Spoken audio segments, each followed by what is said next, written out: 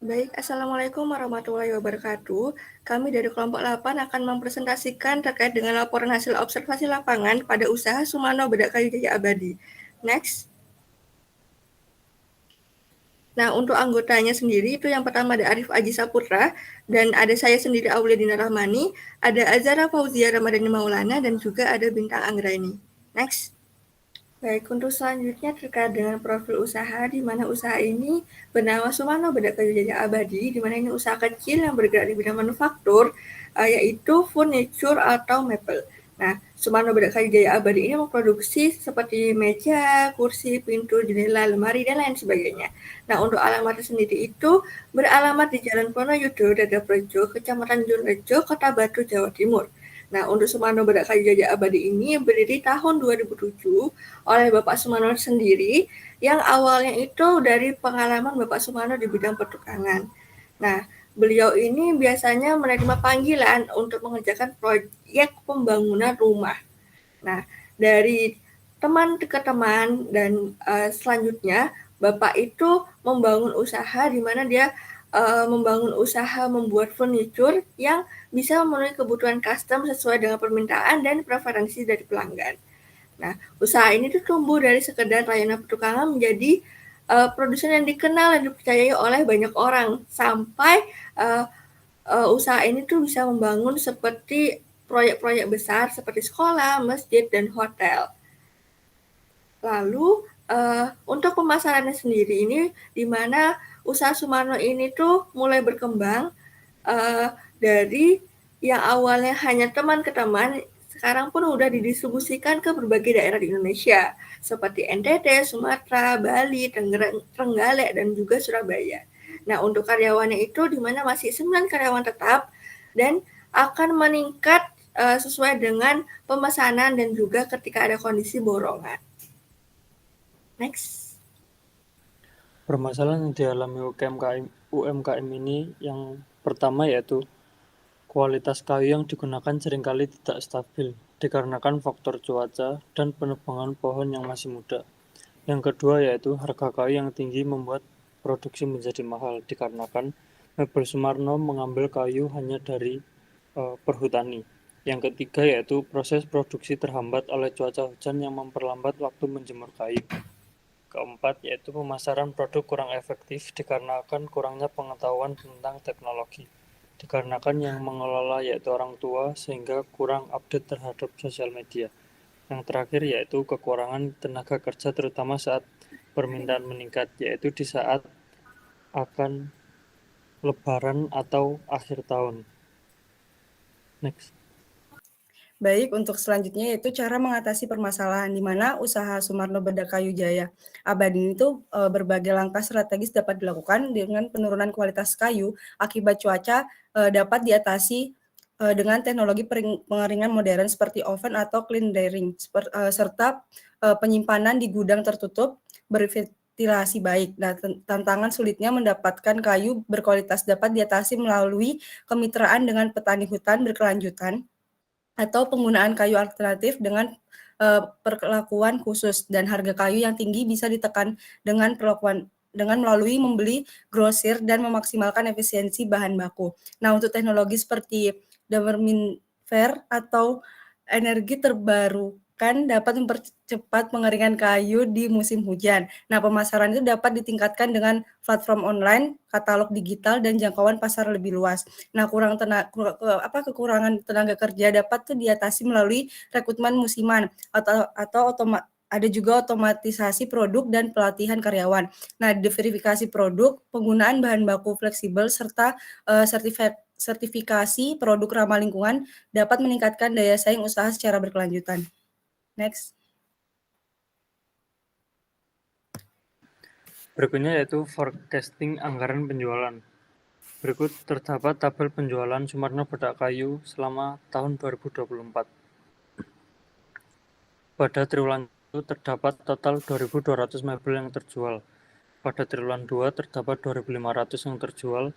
Triwulan 3 terdapat 2.800 mebel yang terjual dan terakhir triwulan 4 yaitu 3.100 mebel yang terjual, sehingga total dalam 1 tahun Sumarno Bedak Kayu menjual sebanyak 10.600 mebel.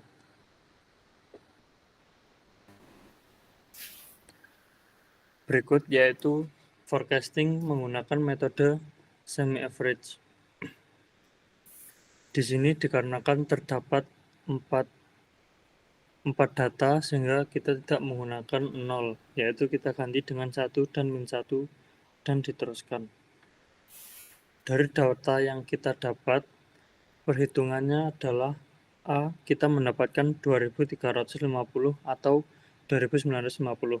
Untuk B-nya yaitu selisih dari semi-average dibagi 2 dikarenakan terdapat 2 periode dan menghasilkan 300.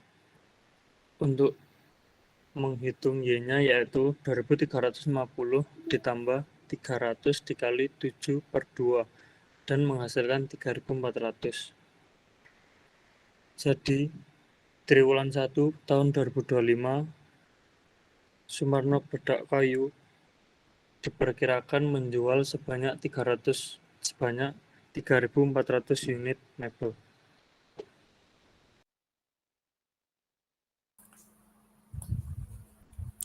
Baik, selanjutnya di sini ada anggaran produksi untuk Sumarno Bedak Kayu Jaya Abadi selama 1 tahun, yang mana sebelumnya sudah dijelaskan kalau totalnya itu selama 1 tahun adalah sebesar 10.600, yang mana kursi itu totalnya dalam 1 tahun 4.600, meja 3.400, dan pintu 2.600.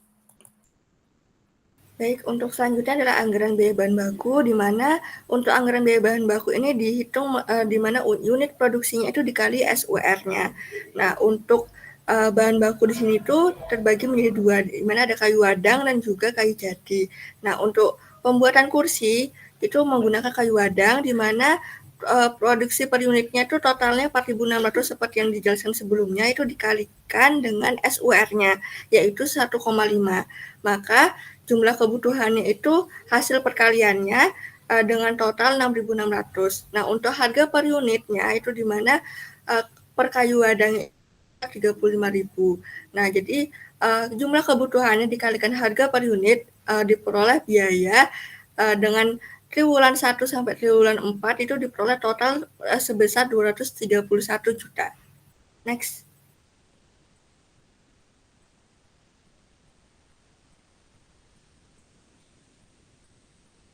Nah, untuk selanjutnya itu ada rincian anggaran untuk pembuatan meja, di mana terbuat dari kayu wadang juga. Untuk unit produksinya itu dari triwulan 1 sampai triwulan 4 itu totalnya 3.400. Nah, untuk SUR-nya itu sebesar 5. Maka jumlah kebutuhannya itu hasil perkaliannya diperoleh dengan jumlah total sebesar 17.000. Nah, itu dikalikan dengan harga per unitnya sebesar 35.000, sama seperti yang tadi, diperoleh biaya keseluruhannya sebesar 595 juta. Next. Nah, untuk selanjutnya ini adalah biaya bahan baku untuk pembuatan pintu. Nah, untuk pintu sendiri itu yang terbanyak di mana terbuat dari kayu jati. Untuk produksi per unitnya itu dengan total 2.600 untuk 1 tahun, itu dikalikan SUR sebesar 3, maka jumlah kebutuhannya itu sebesar total 1 tahunnya 7.800. Nah, itu dikalikan harga per unitnya itu sebesar 50.000, maka diperoleh total hasil perkaliannya untuk 1 tahun triwulan 1 sampai 4 dengan biaya sebesar 390 juta. Next.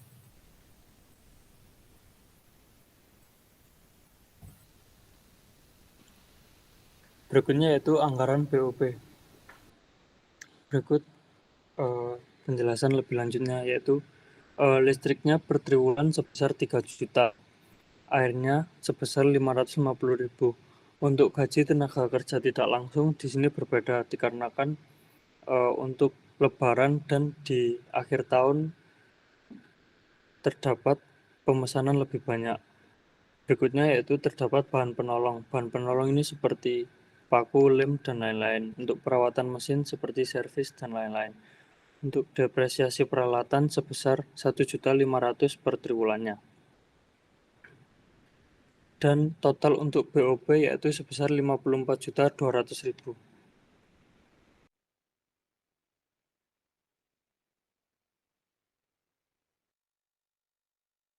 untuk selanjutnya adalah anggaran biaya administrasi dan pemasaran, di mana ini rencana keuangan yang estimasi biaya untuk administrasi dan pemasarannya itu terdiri dari promosi media cetak, biaya perlengkapan, depresiasi peralatan, juga biaya internet dan telepon dan transportasi. Di mana untuk triwulan 1 sampai triwulan 4 itu diperoleh total harga atau jumlah dalam setahun itu sebesar 17.030.000. Yang dimana triwulan 1 itu 4.335.000, yang triwulan kedua itu 4.225.000, triwulan ketiga 4.275.000, dan triwulan keempat 4.205.000. Next. Selanjutnya di sini ada harga pokok produksi. Ini harga pokok produksi untuk produksi kursi, yang mana total HPP-nya itu pada triwulan pertama itu sebesar 162.350.000, lalu untuk triwulan kedua itu 175.100.000, dan untuk triwulan ketiga itu sebesar 180.350.000, dan yang terakhir triwulan keempat itu sebesar 188.600.000. Lalu untuk HPP harga pokok produksinya itu triwulan 1 itu sebesar 162.000, triwulan 2 itu 159.000, triwulan 3 sebesar 150.000, dan yang terakhir itu 145.000.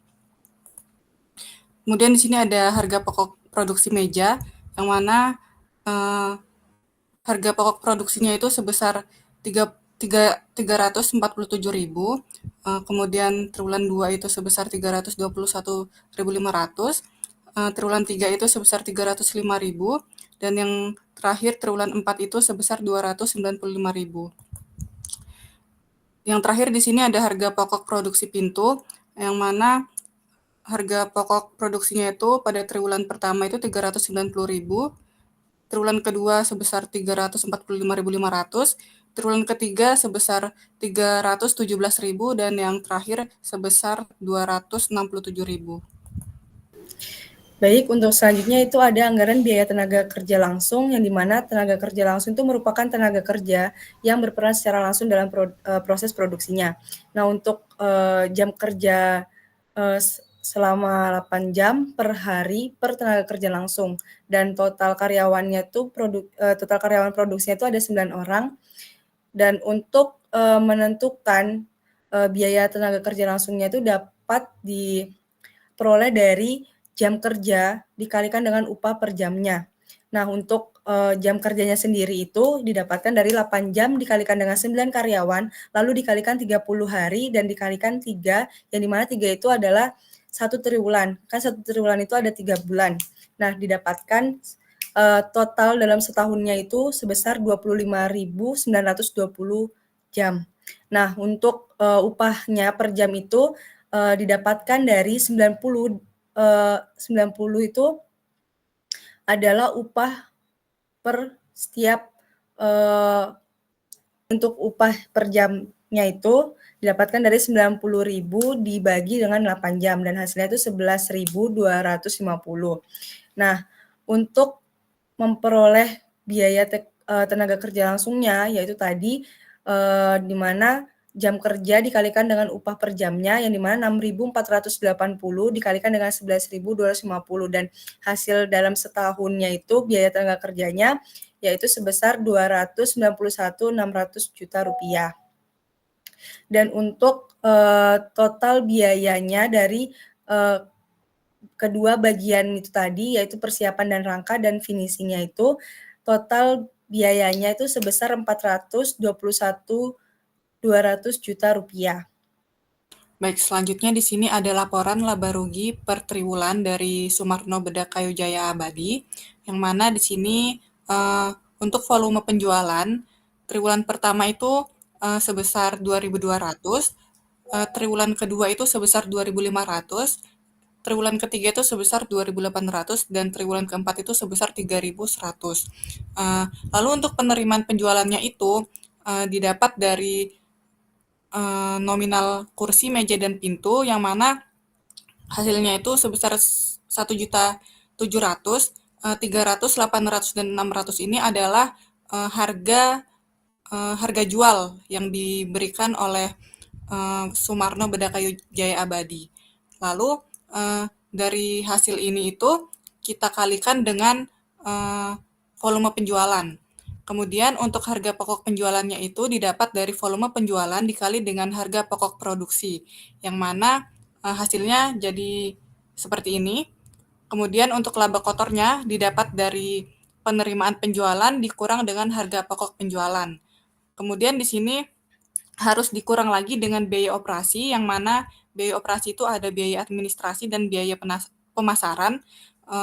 Lalu jika sudah dikurang, akan mendapatkan laba bersih sebesar pada triwulan pertama itu sebesar 757.875.000, triwulan kedua itu sebesar 2.180.775.000, triwulan ketiga sebesar 2.594.125.000, dan yang terakhir triwulan keempat itu sebesar 3.704.095.000. Next.